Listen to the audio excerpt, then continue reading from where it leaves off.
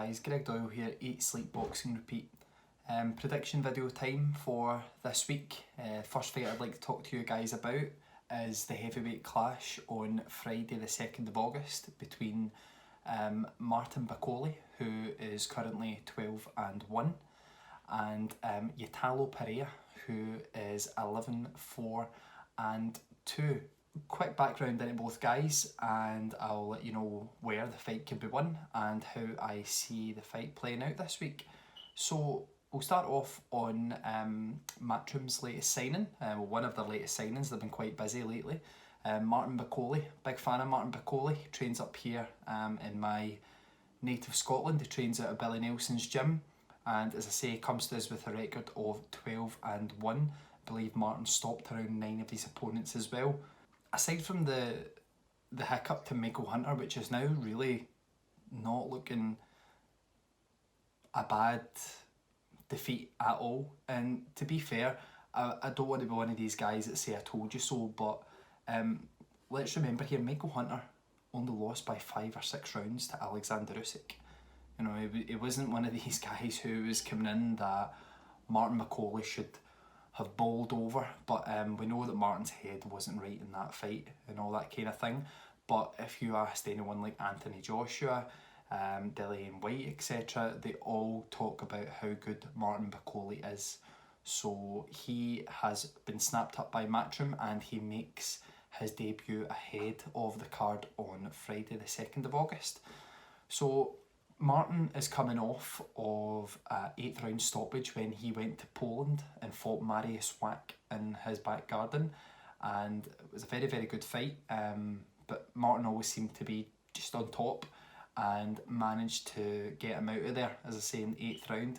Now, before I go on to Martin's opponent, it was just something's been coming into my head the past few days about Martin Bakole, and I think it's worth pointing out, and it may just be coincidental, but I'd like to look a little bit more into this.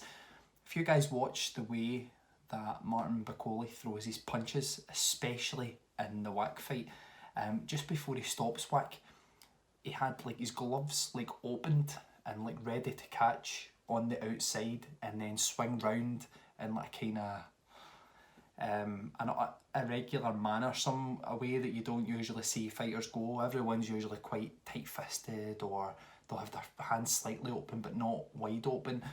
And when I was looking at that, I was like, that reminds me of someone. Somebody boxes like that before. If you watch an old George Foreman, especially the George Foreman who stopped Michael Moorer when he became the oldest ever heavyweight champion, George Foreman held his hands and threw his shots in exactly the same way. Now, I'd like to find out if that was somebody Martin looks up to, but if you watch it, it's like you can actually see the gloves opening their hands. Instead of being like that or that, they're like that, ready to, you know, swing round and throw some big shots. But yeah, just thought that was worth pointing out. I'd like to find out, as I say, if that was someone that Martin looks up to, because the more I think on it now, Martin actually does seem to box quite a lot like an older George Foreman, which isn't a bad thing at all, to be fair. But he's up against Ytalo Perea on Friday, who is a very, very, very tough heavyweight considering the record he has. He's got a record of 11-4-2.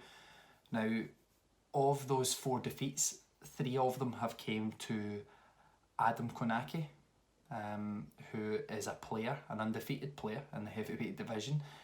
Guillermo Jones, who is former cruiserweight champion, very, very good fighter on his day, and currently Tyrone Spong, who is a bit of a prospect in America at the moment. I think he's around about 12-0, and I think it's 11 or 12 stoppages he's had as well.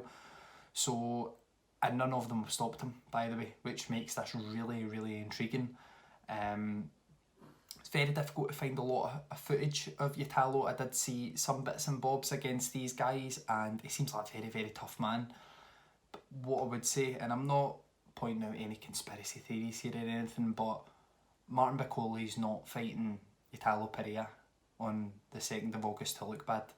So we have to take that into consideration, that when this match has been made, yes, it is someone who is going to test Martin, but how much are they going to test Martin?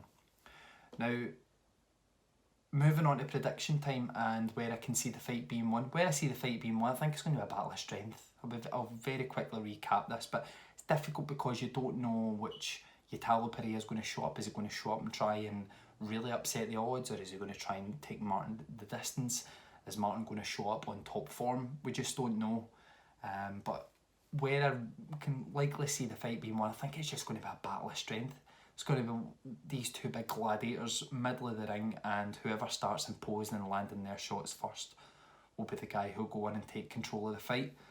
It is over 8 rounds, which makes it difficult to really predict down to how the fight is going to be won. So I can see Martin winning. My prediction is Martin Bakole to win.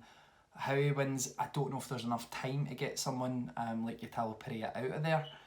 But what I will go for is, I'll say potentially Martin Bakole in the second half of the fight, or on a points decision, but quite a dominant points decision. So that's my prediction for this week. Martin Bakole, second half of the fight, stoppage or points. If you want to see more from me, as I say, my name's Greg Doyle. I write for Eat, Sleep, Boxing, Repeat. Catch us on Facebook, Twitter, Instagram. You can also check out our website,